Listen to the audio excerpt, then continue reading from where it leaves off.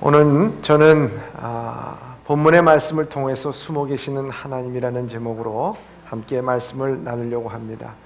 벌써 2019년도 6월 달을 맞이하면서 한 해의 반환점을 도는 시점이 되었습니다. 지난 6개월 동안 우리 사랑하는 예봄의 성도 여러분들은 얼마나 또 믿음과 신앙 가운데서 힘을 얻고 살았는지 함께 살펴봐야 할 것입니다. 성경에는 우리 하나님에 대해서 표현할 때 여러 모양으로 표현할 때가 있습니다.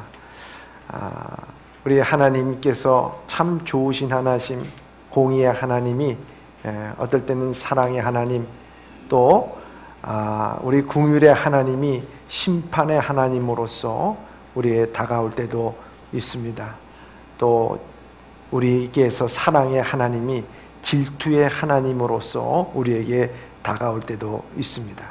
하나님은 시대와 상황에 따라 우리에게 여러 모양으로 우리에게 나타나 계시는 것을 볼 수가 있습니다.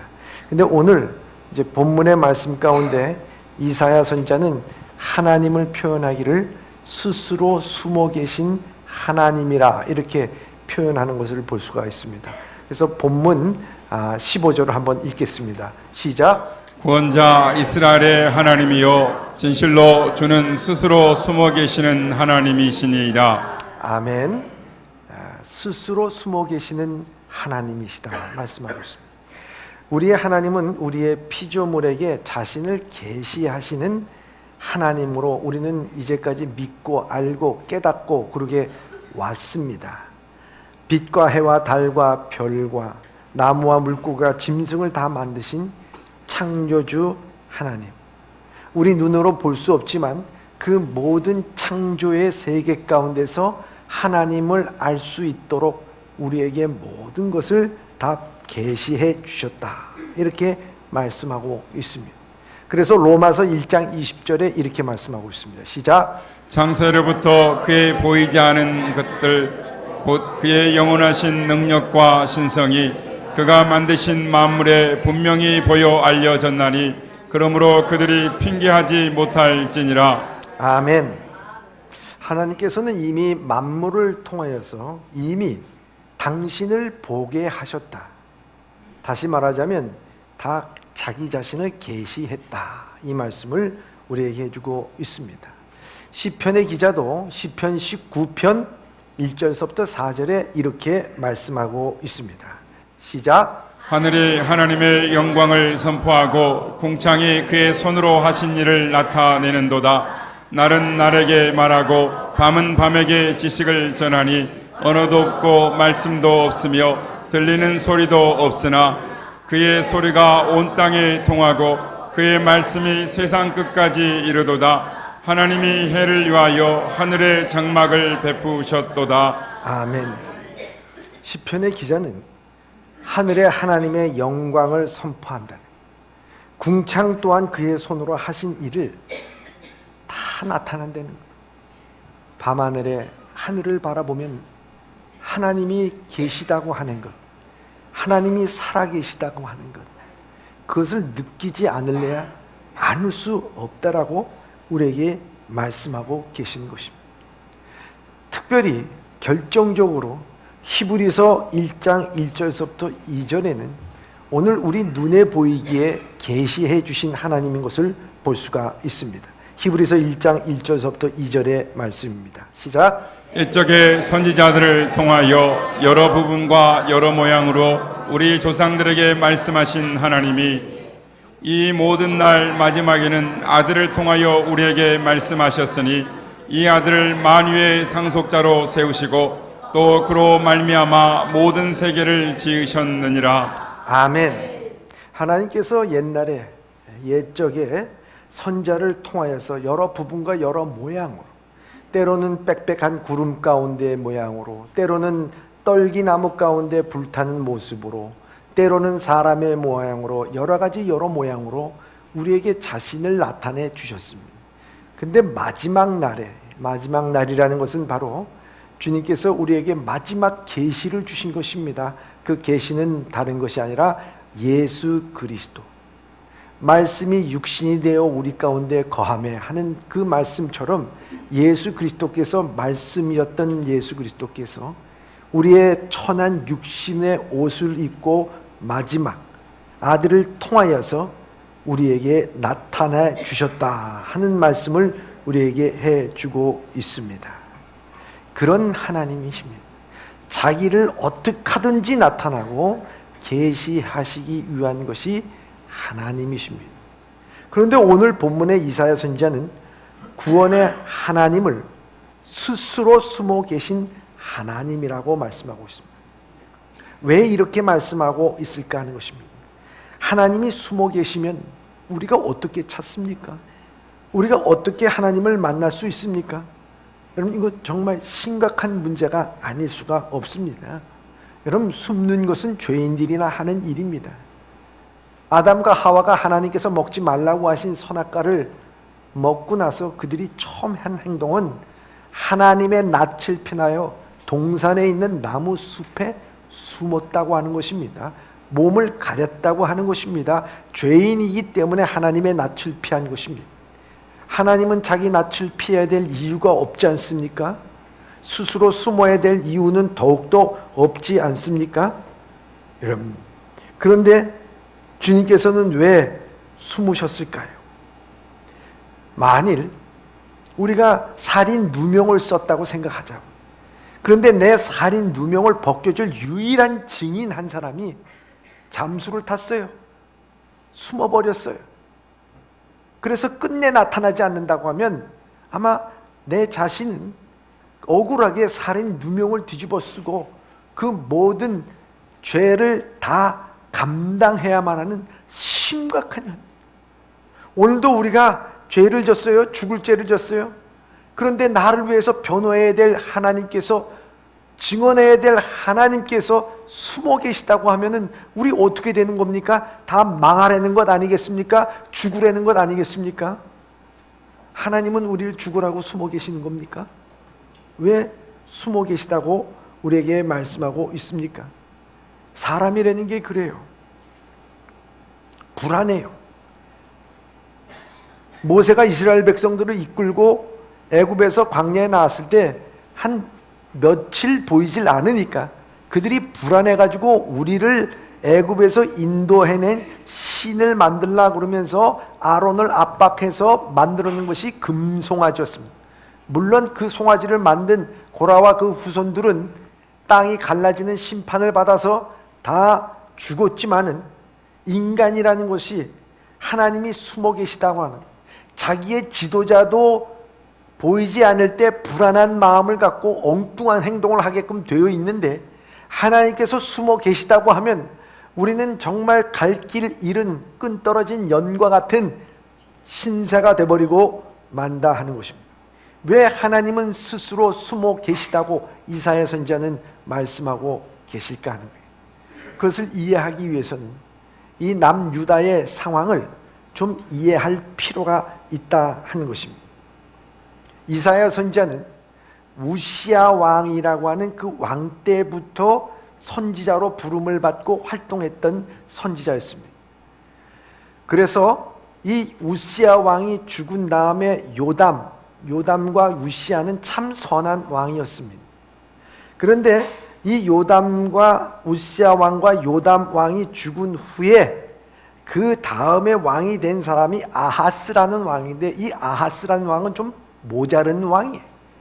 그래서 부족하고 무능력했기 때문에 그 당시 이웃나라 아수르 나라가 강성해지자 이 외교적인 정책으로 아수르 나라에 줄을 대고 거기에 조공을 바치는 일을 하게 됐습니다. 이 무능한 이 아하스 왕이 다음에 일어난 왕이 누구냐? 히스기야 왕입니다. 이 히스기야 왕은 이 아하스 왕과 한 공동으로 정치를 한 6년 동안 하게 됩니다. 그리고 아하스 왕이 죽자 이 히스기야는 종교개혁을 단행하는데 그때 마침 북이스라엘이 아수르 나라에 망하게 됩니다. 여러분, 자기 형제의 나라가 아수르 나라에 망할 때 얼마나 참 마음이 아팠겠어요. 역사상 아수르 나라처럼 잔인한 나라는 없었다고 말할 정도였습니다. 사실 십자가의 처형도 이 아수르 나라에 의해서 생겨진 처형입니다. 그러니까 얼마나 참 힘들겠어요.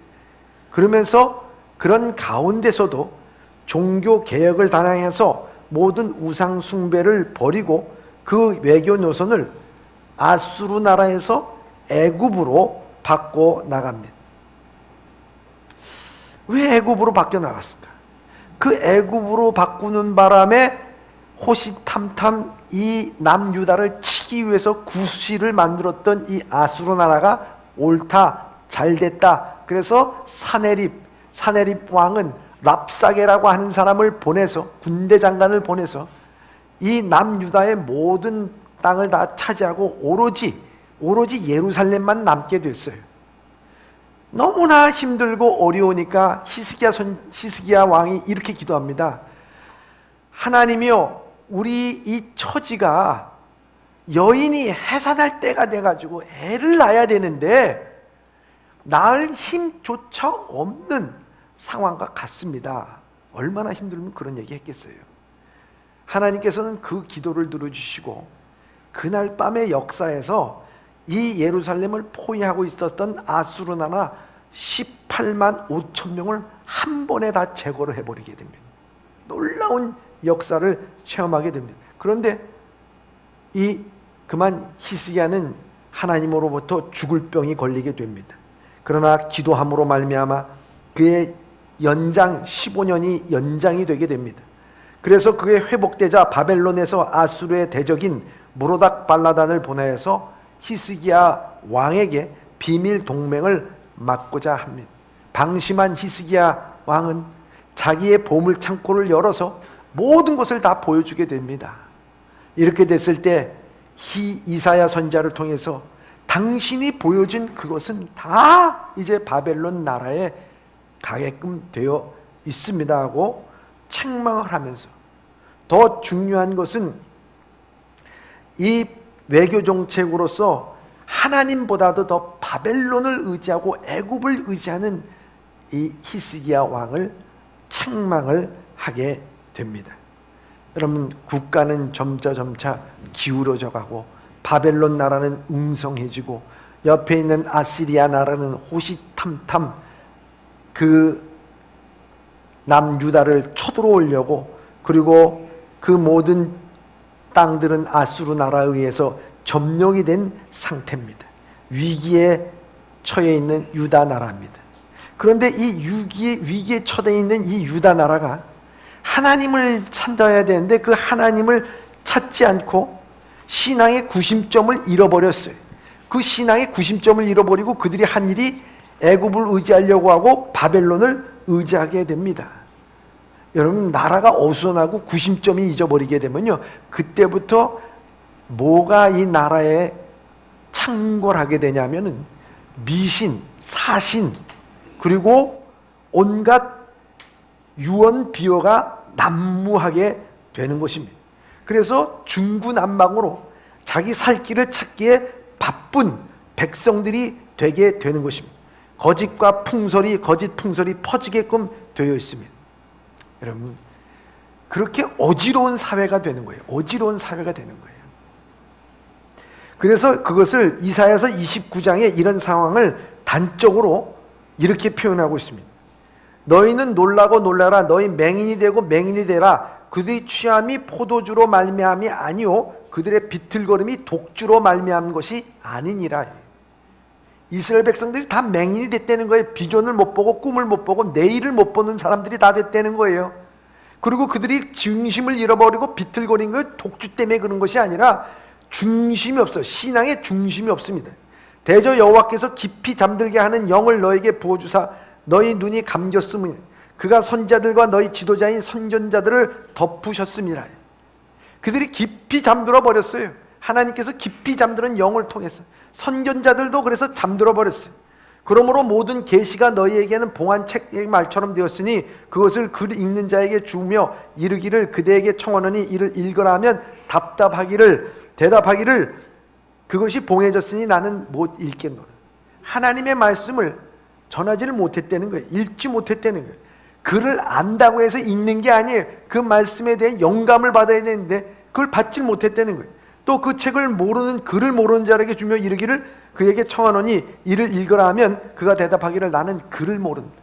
이래나 저래나 하나님의 말씀이 전해지지 못했던 암울한 시대가 되었다 하는 것입니다. 그래서 29장 그 나머지 13절과 14절에 이렇게 말씀하고 있습니다. 시작. 주께서 이르시되 이 백성이 입으로는 나를 가까이하며 입술로는 나를 공경하나 그들의 마음은 내게서 멀리 떠났나니 그들이 나를 경외함은 사람의 계명으로 가르침을 받았을 뿐이라. 그러므로 내가 이 백성 중에 기이한 일 곧 기이하고 가장 기이한 일을 다시 행하리니 그들 중에서 지혜자의 지혜가 없어지고 명철자의 총명이 가려지리라. 아멘. 그렇습니다. 하나님이 스스로 숨어 계시는 것은 숨어 있는 것이 아니에요. 이스라엘 백성들이 눈을 어둡게 하셔서 하나님을 못 보게 하신 것입니다. 그들을 깊이 잠들게 하셔서 하나님의 말씀을 듣지 못하게 하고 보지 못하게 하신 것이고, 맹인이 돼서 내일을 보지 못하고 비전을 못 보게 한 일입니다. 참 끔찍한 일입니다. 여러분, 하나님께서 우리의 눈을 가려버렸다. 우리를 깊이 잠들게 만들어버렸다. 왜 그렇게 했을까요? 그런 건 망하잖아요. 진짜 비참하잖아요. 소망이 없잖아요. 내일이 없잖아요. 하나님은 왜 자기 백성에게 독주를 마신 것처럼 비틀거리게 만들고 맹인으로 만들고 왜 깊은 잠에 빠지게끔 만들었을까 하는 것입니다. 거의 13절에 그렇게 말씀하고 있어요. 왜요? 주께서 이르시되 이 백성이 입으로는 나를 가까이 하며 입술로는 나를 공경하나 그들의 마음은 내게서 멀리 떠났나니. 여러분, 그들은 계명으로는 하나님의 법을 지킨다고 말할지는 모르지만 이미 마음은 떠났다는 거예요. 입술로 주여 주여 부르짖고 기도하는 척은 하지만, 그러나 하나님은 이미도 그 중심이 다른 데 가 있는 것을 볼 수 있고 썩어 있는 것을 볼 수가 있는 것입니다. 이 말씀은 다른 것이 아니라 하나님 스스로 숨어 계시는 것이 아니라는 거예요. 하나님이 스스로 숨어 계시다고 하는 것은 바로 이렇게 마음이 떠나 있는 백성들의 마음속에는 하나님이 계실 자리가 없다는 거예요. 하나님을 부르짖지도 않고 하나님을 찾지도 않고 하나님을 방치해 두었기 때문에 하나님은 스스로 숨어 계시는 하나님이라고 하는 것을 이사야 선지자가 말씀하고 있는 것입니다. 근데 이들은 하나님을 섬기는 백성입니다. 근데 이 하나님을 섬기는 백성들이 왜 하나님을 방치했을까요? 왜 하나님을 왕따시켰을까요? 왜 하나님을 자기 마음에 두지 않았을까요? 입술로는 주여 주여 하면서도 왜 마음은 멀어졌을까요? 그 이유가 오늘 본문의 말씀 16절에 나오게 됩니다. 16절의 말씀입니다. 시작. 우상을 만드는 자는 부끄러움을 당하며 욕을 받아 다 함께 수욕 중에 들어갈 것이로되. 아멘. 그렇습니다. 여러분, 그들은 무엇을 만들었다고요? 우상을 만들었다. 그래서 하나님이 그들을 부끄러움을 다시기 위하여 욕을 받아 수욕에 들어가게 하시기 위해서 숨어 있는 것입니다. 그들은 이렇게 됐습니다. 바벨론 나라의 포로가 되어서 쫓겨가는 부끄러움을 당했습니다. 인류 역사상 부끄러움을 당할 수밖에 없었습니다. 엄밀히 말하자면 하나님이 숨어 계시는 것이 아니라 그토록 선지자를 통해서 돌아오라고 외쳤건만 돌아오지 않고 그들은 하나님을 방치한 결과라는 말씀입니다.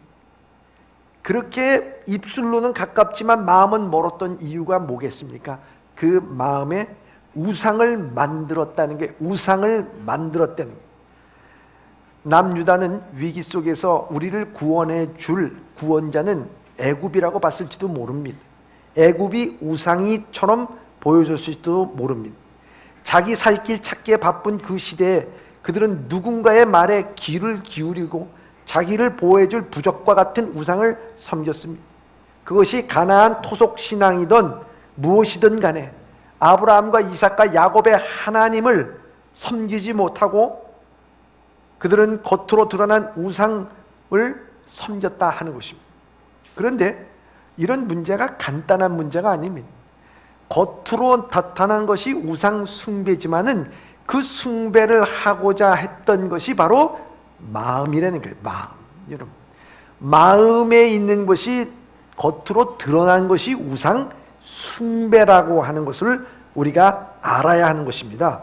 여러분, 그것이 오늘 성경에서 이 우상 숭배의 뿌리가 뭐라고 말씀하고 있는가 하는 것입니다. 겉으로 드러난 현상은 인간의 마음속에 있는 표현이에요. 표현. 여러분, 그래서 우상의 숭배의 뿌리는 골로새서 3장 5절에 이렇게 말씀하고 있습니다. 시작. 그러므로 땅에 있는 지체를 죽이라. 곧 음란과 부정과 사욕과 악한 정욕과 탐심이니 탐심은 우상 숭배이니라. 아멘. 이 말씀은 무엇을 의미합니까? 우리의 우상 숭배는 뭐라고요? 탐심이라고 말씀하고 있어요. 탐심이라는 것은 그저 탐심만이 있는 것이 아니라 여기 음란과 부정과 사욕과 악한 정욕과 탐심이니 이 모든 것을 다 포함하고 있다고 하는 것입니다. 결국 이 말씀은 무엇을 우리에게 말씀하고 있느냐? 우상을 만들어내는 공작소, 우상을 만들어내는 공장은 여러분 목공소에 있는 게 아니고 철 연장을 만드는 곳에 있는 것이 아니라 우상을 만드는 공작소는 어디 있다는 거예요? 그렇죠. 여러분 마음에 있는 겁니다. 마음에 있는. 형상화된 우상은 찾아내기 쉽습니다. 그러나 여러분들 마음속에 있는 우상은 정말 찾아내기가 어렵습니다. 왜냐? 교묘하고 다양하게 우리의 안에 숨어 있다 하는 것입니다. 내가 무슨 우상에 빠져 있어? 나 우상 숭배하지 않아. 여러분, 내 자신은 그렇게 생각할지 몰라요. 그런데 우리 자신은 잘 모릅니다. 돈이라는 우상에 빠져 있는 사람도 뭐 돈이 내가 우상이야? 난 돈이 필요하다는 것 뿐이지. 뭐 돈을 좀 좋아하는 것 뿐이야. 우리는 그렇게 생각하는데 자신이 돈을 섬기고 있다는 생각은 못합니다. 그냥 단지 돈을 좋아한다는 얘기입니다. 형상화된 우상은 인간의 욕망을 표현한 것입니다. 그래서 우상과 본능은 기가 막히게 떨어져요. 특별히 우리 죄성을 가지고 있는 이 본성과 우상은요, 기가 막히게 떨어지게끔 되어 있습니다. 그래서 인간은 자기 자신의 욕망하는 것을 우상으로 만들어 섬기면서 자기 자신이 만족을 얻고자 합니다. 그러므로 탐심을 가지는 순간 그것을 가지고자 노력합니다. 인간은 욕망하는 것을 반드시 가지려고 합니다. 절대 포기하지 않아요. 그것을 가지기까지 멈추지 않습니다. 그렇기 때문에 우상 숭배의 현실에 빠져 있는 탐심은 한 곳에 꽂히는 거예요. 그냥 꽂히는 거예요. 무엇인가 탐심을 가지게 되면 몸과 마음이 그쪽으로 다 쏠려버리게끔 되어 있는 것입니다.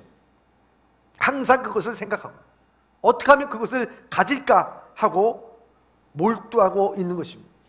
여러분, 우리가 사는 이 세상에 이 탐심의 마음에 불을 지피는 것들이 너무 많은데 이것이 바로 문화적으로 도배해 놓았습니다.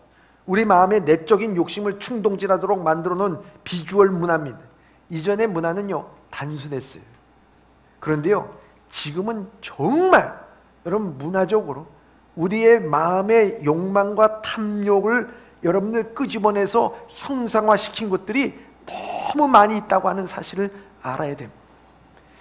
여러분, 6월이 되면은 5월이 되면은 여러분들은 어떻게 합니까? 들러 산으로 좋은 곳으로 구경 가게 됩니다. 여기가 뭐가 있대, 뭘 보면 좋대, 여기 꽃이 좋대, 뭐가 좋대. 그런데요, 여러분들 이거 한번 생각해 보셔야 돼요.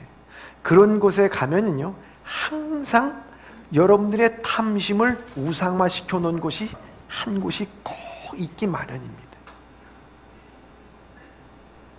그것이 무엇이냐? 뭐 돌 하루방을 만들어 놨든지, 뭐 남자의 뭐 그 상징적인 것을 만들어 놨든지, 아니면 저 하버드의 대학에 가면은 하버드 대학에 그 하버드라고 하는 사람의 동상을 꼭 만들어 놔요. 그러고 나서 뭐라고 얘기하진 거 아십니까? 돌 하루방에 코를 만지면 뭐가 된다고요? 그래요. 그게 여러분들의 마음이에요. 남근을 만지면 어떻게 된다고요? 그건 또 대답이 없으신. 하버드의 동상에 이 발 코끝을 만지면은 하버드 대학에 들어간답니다. 그래서 지금 그 동상에 보면 다른 데는 시꺼먼데 그 동상만은 반질반질해. 뭘 의미하는지. 여러분들, 우리의 인간의 욕망을 표현해 놓고 그 표현한 욕망을 통해서 여러분들의 마음을 끄집어내고 여러분들의 마음을 통해서 여러분들을 우상 숭배하고자 하는 것입니다.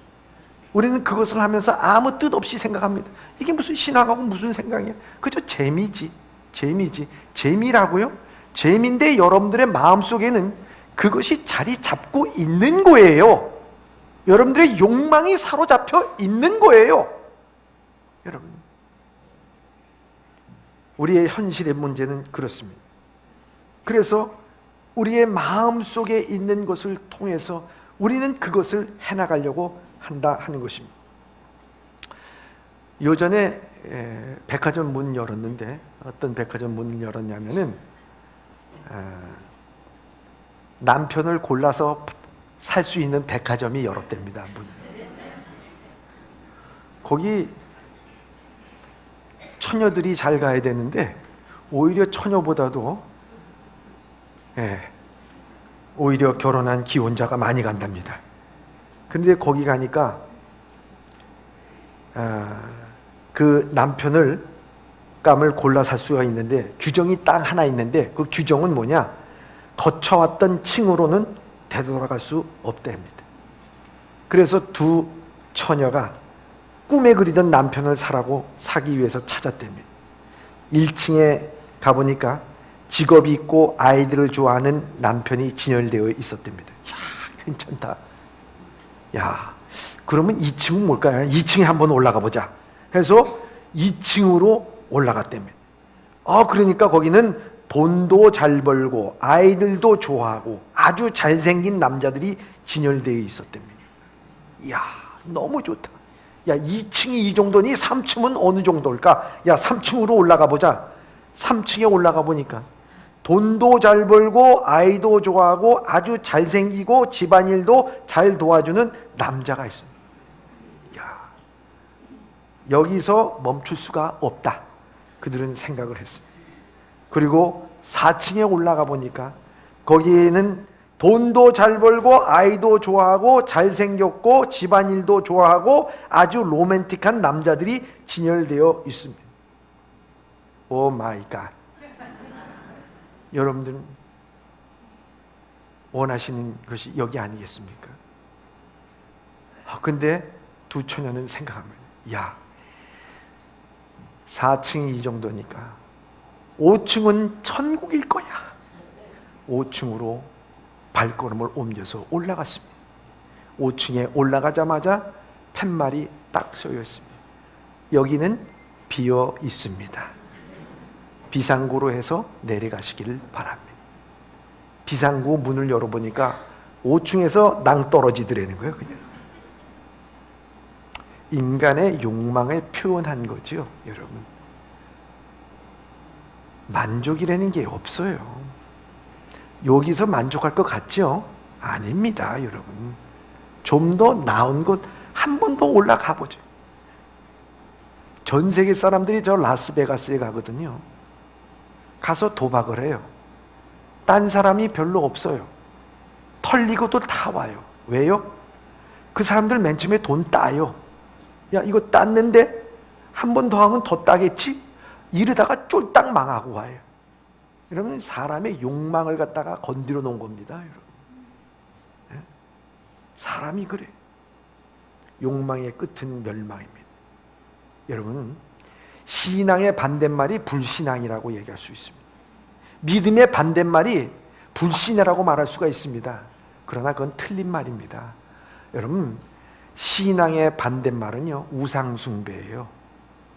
믿음의 반대말은요, 불신이 아니라 우상숭배라고 하는 사실을 우리가 알아야 된다.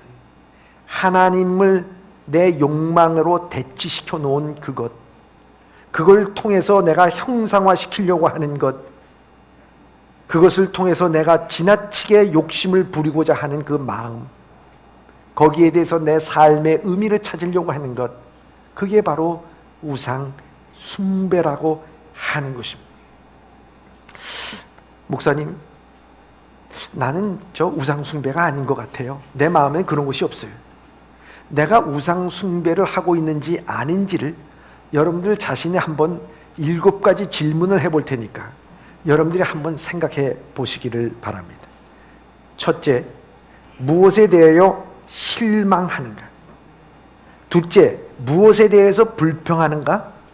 셋째, 무엇을 걱정하는가? 넷째, 무엇에 화를 내는가? 다섯째, 어디에 돈을 쓰는가? 여섯째, 당신의 피난처는 어디인가?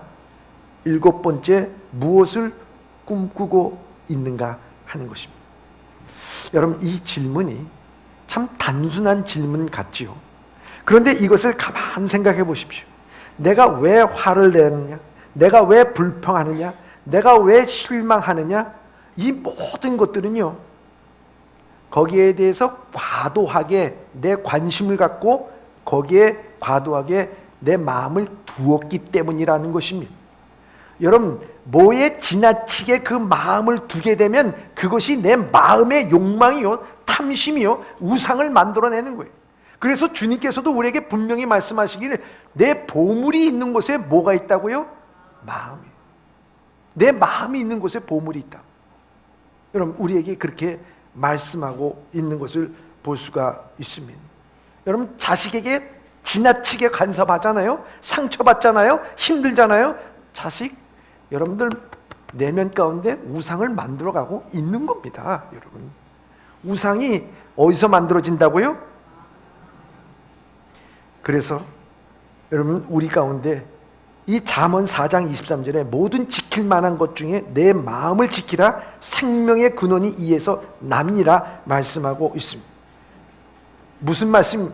끊임없이 우리의 마음을 흔들어 놓으려고 하는 이러한 세상의 이 풍조와 우상 숭배에서 내 마음을 끝까지 하나님 앞에 지킨다고 하는 것이 우리의 영성이요, 우리의 신앙이라고 하는 것을 우리에게 말씀해 주고 있는 것입니다.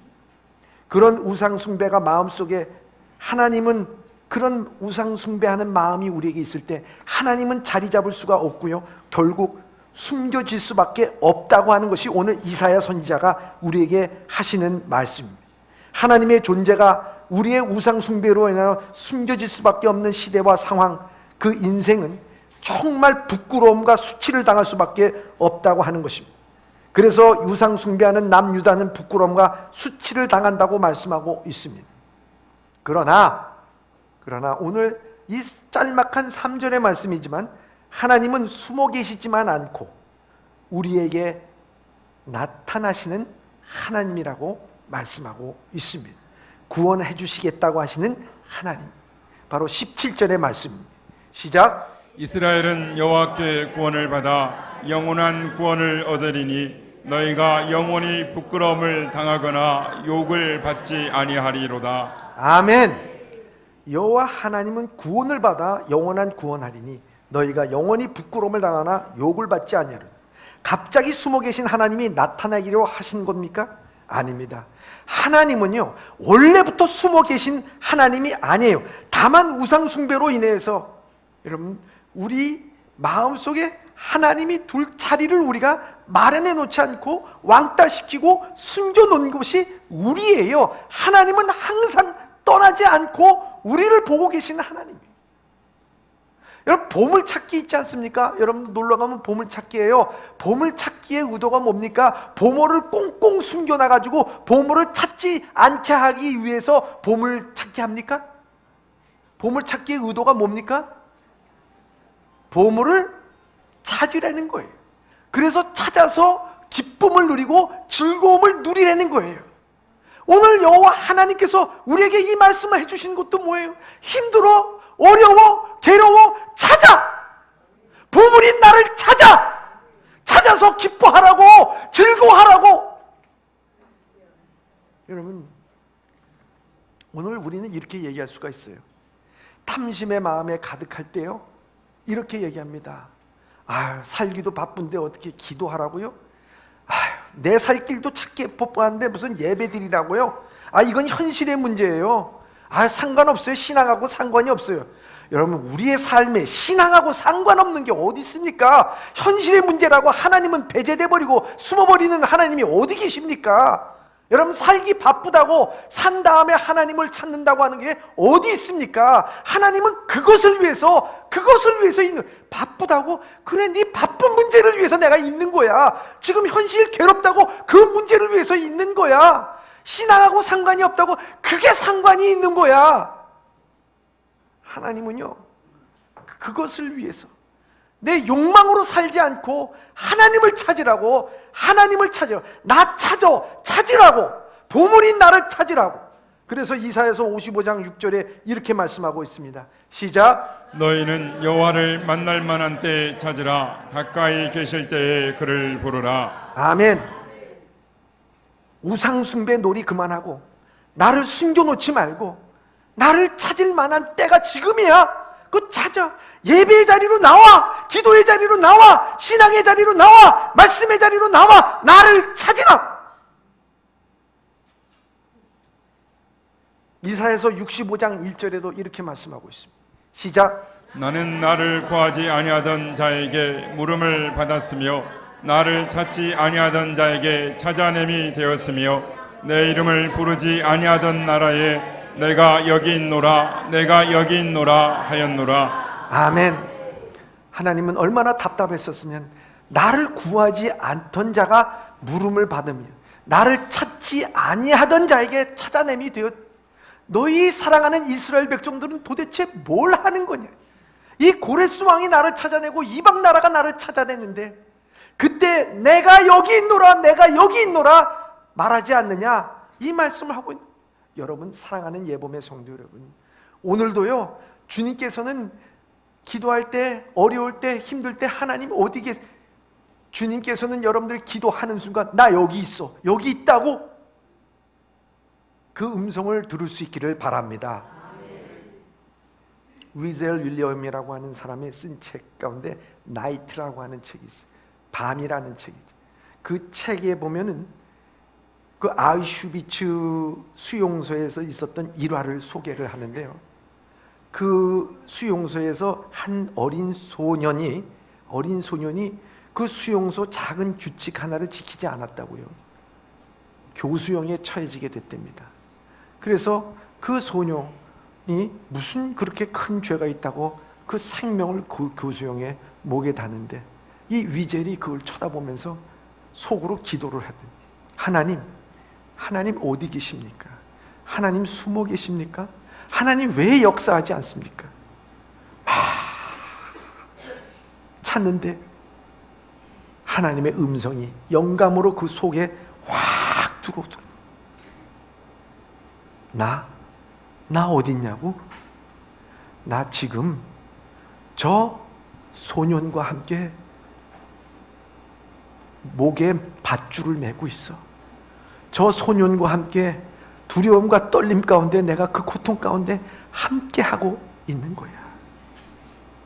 비록 우리의 눈에 보기에는 그 소년이 참 너무 외롭고 황당하게 죽어가는 것 같지만 그 고통과 함께 하시는 하나님, 그에게 영원한 생명을 주시기 위해서, 위로하시기 위해서 함께 하시는 그 하나님은 어디 있는 곳, 숨어 있는 곳이 아니라 항상 우리 고통 가운데 함께 하시고 우리의 삶 가운데 함께 해주시고 우리가 부르짖는 곳 가운데 함께 하시는 하나님인 줄 믿으시길 바랍니다. 여러분, 하나님 숨겨놓지 마세요. 하나님을 방치해놓지 마세요. 하나님을 왕따시키지 마세요. 여러분들이 부르짖고 찾고 구하는 거고 하나님께서는 그걸 원하시고 계십니다. 여러분, 우리의 예배 자리에 날마다 나오고 찬양의 자리에 나오고 은혜의 보좌 앞에 날마다 나올 수 있는 우리 사랑하는 예범의 성도들이 되시길 주님의 이름으로 축원합니다. 여러분, 6월달 너무 좋은 계절입니다. 우리 1년의 전환점을 도는 계절입니다. 그러나 또 이 나라 이 민족의 6.25 동란이라는 아픔이 있는 계절입니다. 이때에 우리의 마음속에 주님 앞에 나와 하나님 숨겨지는 하나님이 아니라 하나님, 그 하나님을 찾을 때 부끄러움을 당하는 것이 아니라 내 탐심과 욕망으로 우상을 만들어서 하나님을 숨겨놓는 것이 아니라 하나님을 찾고 또 찾음으로 말미암아 내 영성이 맑아지고 내 신앙이 깊어지고 내 기도 가운데 하나님과 함께 동행할 수 있는 우리 예범의 성도들이 다 되시길 주님의 이름으로 축원합니다.